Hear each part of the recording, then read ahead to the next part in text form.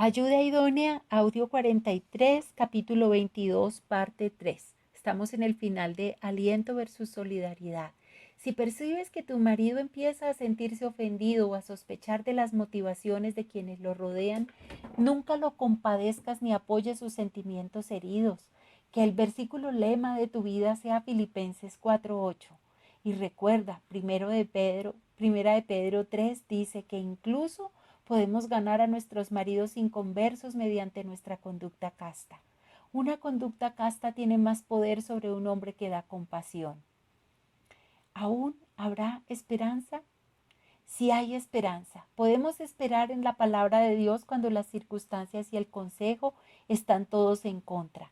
Oí alguna vez acerca de una dulce y piadosa mujer llamada Teresa que estaba casada con un impío fumeta criminal que vivía del tráfico de heroína. La iglesia de ella oró incesantemente por él sin ningún resultado. Finalmente él fue detenido por sus delitos y sentenciado a muchos años tras las rejas. En la misma iglesia había un buen hombre de Dios que tenía una esposa sin interés alguno en las cosas de Dios y sin mucho interés en su marido. Cuando encerraron al marido de Teresa, le aconsejaron a Ben que se divorciara de su esposa y se casara con Teresa, por quien sentía una gran admiración desde hacía muchos años. Él siguió el consejo y la iglesia celebró una gran fiesta de bodas para esta nueva unión. La mujer que me relataba la historia se detenía periódicamente para exclamar: «Mira lo que ha hecho el Señor, ¿no es maravilloso?». Al terminar de escuchar todo el relato, mi corazón estaba quebrantado y le dije a la relatora que dejara de culpar a Dios. La gente ve únicamente el presente y lo actual. Buscamos solo lo que nos hará felices hoy. Dios ve muchísimo más y por eso nos ha dado su palabra para dirigir nuestros pasos cuando no alcanzamos a ver claramente. Yo sabía que todo ese desorden deshonraba a Dios. Si la dulce Teresita hubiera creído y confiado en Dios y hubiera estado dispuesta a sufrir estando sola, pudiera haberse dedicado a visitar a su esposo en la prisión, compartiendo libros y grabaciones con él y llevándole a sus pequeños para ver a papá. Él finalmente hubiera empezado a atesorar a su fiel esposa y familia y hubiera llegado a entender que únicamente el poder de Dios era capaz de hacer que una mujer amara a un vil y corriente pecador como sabía que lo era él. Entonces el señor Fumeta hubiera estado abierto a Dios. ¿Quién sabe cuántos hombres de esa prisión hubieran oído la antigua historia acerca del Salvador que dejó la gloria solo para salvarlos de sus pecados? Todo porque una mujercita estuvo dispuesta a vivir su vida para Cristo, honrando y reverenciando al hombre que era su marido. Él era la esperanza de ella y ella la de él. Si tan solo algún hombre o mujer sabios hubieran podido ayudar a Teresa a ver el milagro que Dios le hubiera podido dar. Pero a los que están unidos en matrimonio, mando, no yo sino el Señor, que la mujer no se separe del marido y si se separa, quédese sin casar o reconcíliese con su marido. Y que el marido no abandone a su mujer y a los demás, yo digo, no el Señor. Si algún hermano tiene mujer que no sea creyente y ella consiente en vivir con él, no la abandone. Y si una mujer tiene marido que no sea creyente y él consiente en vivir con ella, no lo abandone. Porque el marido incrédulo es santificado en la mujer y la mujer incrédula en el marido, pues de otra manera vuestros hijos serán inmundos, mientras que ahora son santos. Pero si el incrédulo se separa, sepárese, pues no está el hermano o la hermana sujeto a servidumbre en semejante caso, sino que a paz nos llamó Dios. Porque, ¿qué sabes tú, oh mujer, si quizás harás salvo a tu marido? ¿O qué sabes tú, oh marido, si quizás harás salva a tu mujer? ¿Hay esperanza? Claro que hay esperanza. No siempre es como pensamos que debe ser la esperanza. Dios nos ha dado un plan mediante el cual, a través de nuestra sujeción y reverencia, Él puede cambiar el corazón de cualquier hombre en alguna medida. A fin de cuentas, las Escrituras nos enseñan que hay algo mucho más grande e importante para Dios que nuestra felicidad. No se trata de nuestra felicidad, se trata de nuestra santidad. No importa cuánto duela, no importa si vemos resultados. Aun cuando el marido no se convierta, Dios es digno de nuestra obediencia, que a los ojos de Él es adoración. He aquí el ojo del Señor sobre los que le temen, sobre los que esperan en su misericordia. Salmo 33, 18. Tres asuntos claves: nuevo matrimonio, anticoncepción y la cubierta de la cabeza. 1. Pero ya me volví a casar.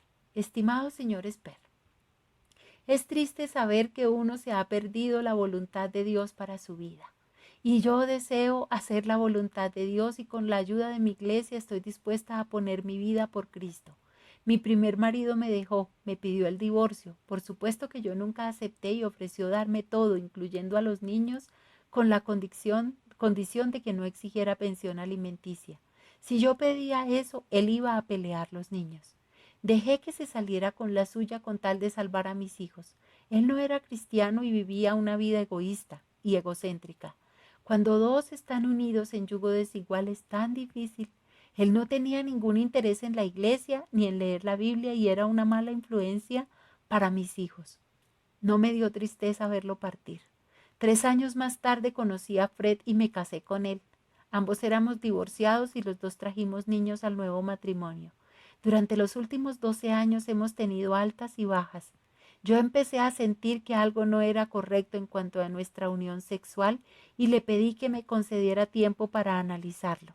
El sexo simplemente parecía ser incorrecto y yo no quería volver a deshonrar a Dios una vez más. Dios me condujo a una mujer que asistía a una iglesia muy conservadora a 1 hora de distancia. Le pedí a Fred que nos llevara a la iglesia de ella, pero él no quería dejar nuestra iglesia, además de que se negaba a manejar tan lejos solo para asistir a la iglesia. Yo fui solo para ver cómo era, y allí fue donde finalmente entendí lo que Dios trataba de decirme. Ahora sé que delante de Dios, Fred y yo realmente no estamos casados. Es terrible pensar en todos estos años que viví en adulterio. Que Dios me perdone. Como quiera, le dije a mi marido lo que yo pensaba y me cambié a una recámara de la planta alta. En este momento de mi vida no tengo ingreso ni casa, excepto la casa que compartimos. Sé que no puedo vivir como esposa para Fred, pero él me está diciendo que sea su esposa o me salga. He orado y Dios no me ha mostrado nada. Solo quiero ser la novia pura de Cristo. La eternidad es más importante que el momento presente. ¿Qué puedo hacer? Firma Sue Ann. Estimada Sue Ann, dijiste que tu primer marido no era creyente y que él te dejó. Dios nos dice, pero si el incrédulo se separa, sepárese, pues no está el hermano o la hermana sujeto a servidumbre en semejante caso, sino que a paz nos llamó Dios. 1 Corintios 7:15. También dices que tu primer marido se ha vuelto a casar uniéndose así a otra. Mateo trata este tema en 2 capítulos diferentes. Pero yo les digo que el que repudia a su mujer a no ser por causa de fornicación, hace que ella adultere y él que se casa con la repudiada comete adulterio. Mateo 5:32. Y yo les digo que cualquiera que repudia a su mujer, salvo por causa de fornicación y se casa con otra, adultera. Y el que se casa con la repudiada, adultera. Mateo 19:9. ¿O no saben que el que se une con una ramera es un cuerpo con ella? Porque dice, los dos serán una sola carne. 1 Corintios 6:16. Expresas dudas de que tu matrimonio con Fred sea un verdadero matrimonio. Sin embargo, Jesús nos da un ejemplo claro de lo que él considera que es un verdadero matrimonio, cuando habló con la mujer samaritana en el pozo de Sicar. Y allí estaba el pozo de Jacob, Entonces Jesús, cansado del camino, se sentó así junto al pozo. Era como la hora sexta. Vino una mujer de Samaria a sacar agua y Jesús le dijo, dame de beber, pues sus discípulos habían ido a la ciudad a comprar de comer. La mujer samaritana le dijo, ¿cómo tú, siendo judío, me pides a mí de beber, que soy mujer samaritana? Porque judíos y samaritanos no se tratan entre sí. Respondió Jesús y le dijo, si conocieras el don de Dios y quién es el que te dice, dame de beber, tú le pedirías y él te daría agua viva. La mujer le dijo, Señor, no tienes con qué sacarla, y el pozo es hondo. ¿De dónde pues tienes el agua viva? ¿Acaso eres tú mayor que nuestro padre Jacob, que nos dio este pozo del cual bebieron él, sus hijos y sus ganados? Respondió Jesús y le dijo, cualquiera que bebiere de esta agua volverá a tener sed, mas el que bebiere del agua que yo le daré no tendrá sed jamás, sino que el agua que yo le daré será en él una fuente de agua que salte para vida eterna. La mujer le dijo, Señor, dame de esa agua para que no tenga yo sed ni venga aquí a sacarla. Jesús le dijo, ve, llama a tu marido y ven acá. Respondió la mujer y dijo, no tengo marido. Jesús le dijo, bien has dicho, no tengo marido porque 5 maridos has tenido y el que ahora tienes no es tu marido. Esto has dicho con verdad.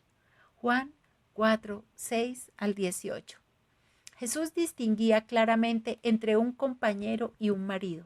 Jesús reconocía el contrato legal del matrimonio. Si Jesús reconocía a sus 5 maridos como legítimos maridos, ¿crees que no reconoce tu contrato matrimonial y votos hechos a Fred? Es importante que leas el siguiente pasaje de Deuteronomio, no sea que pienses que tienes alguna razón religiosa para regresar con tu primer marido. Cuando alguno tomare mujer y se casare con ella, si no le agradare por haber hallado en ella alguna cosa indecente, le escribirá carta de divorcio y se la entregará en su mano y la despedirá de su casa. Y salida de su casa, podrá ir a casarse con otro hombre. Pero si la aborreciere este último y le escribiere carta de divorcio y se la entregare en su mano y la despidiere de su casa, o si hubiere muerto el postrer hombre que la tomó por mujer, no podrá su primer marido que la despidió volverla a tomar para que sea su mujer, después que fue envilecida, porque es abominación delante de Dios, y no has de pervertir la tierra que el Señor tu Dios te da por heredad. Deuteronomio 24, del 1 al 4. La frase abominación delante del Señor aparece 8 veces en las Escrituras. Abominación es una palabra muy fuerte, aplicada únicamente a pecados terribles. Esos 8 versículos enumeran lo que Dios considera abominación: hechicería, sacrificar a los hijos en el fuego como culto, homosexualidad, adoración de dioses falsos en los lugares altos y el versículo acerca de regresar al anterior marido. Algunos señalan que este es un pasaje del Antiguo Testamento y que el Nuevo Testamento jamás menciona el tema, así que no es aplicable al tiempo actual. ¿Crees que algo le puede parecer tan repugnante, abominable y vil a Dios en algún momento, solo para que algunos años más tarde esa abominación sucia se convierta en su perfecta voluntad? Yo no lo creo. Jesucristo es el mismo ayer y hoy y por los siglos. Hebreos 13:8. La conclusión del asunto, 1 Corintios 7, trata con el matrimonio, la separación y el divorcio. Sus conclusiones son: estás ligado a mujer, no procures soltarte. Estás libre de mujer, no procures casarte. 1 Corintios 7:27. Cada uno en el estado en que fue llamado, en él se quede. 1 Corintios 7:20. 2. Mi marido dijo que yo tenía que usar anticonceptivos. Estimado señor Sperl, nuestra familia se encuentra en un estado de desesperanza. Me he apoyado en las promesas de Dios en contra de todo consejo y pareciera que no ha sido suficiente. Tengo 6 hijos y 1 en camino. Mi marido me dijo que si me volvía a embarazar me dejaría y jamás volvería a saber de él. Parece que lo decía en serio. No hemos sabido de él en 3 meses y nos dejó sin medio alguno de sostenimiento. Mis 2 hijos mayores fueron sorprendidos robando revistas malas en la tienda del barrio anoche. Tienen solo 10 y 11 años de edad. No es la primera vez que los muchachos han tenido problemas con la ley. Desde que intervino el Departamento de Defensa del Menor, los vecinos han registrado quejas de que mis otros hijos andan sueltos y sin supervisión. Se debe únicamente a que educo en el hogar. Es como si el diablo no estuviera satisfecho mientras no me haya robado a todos.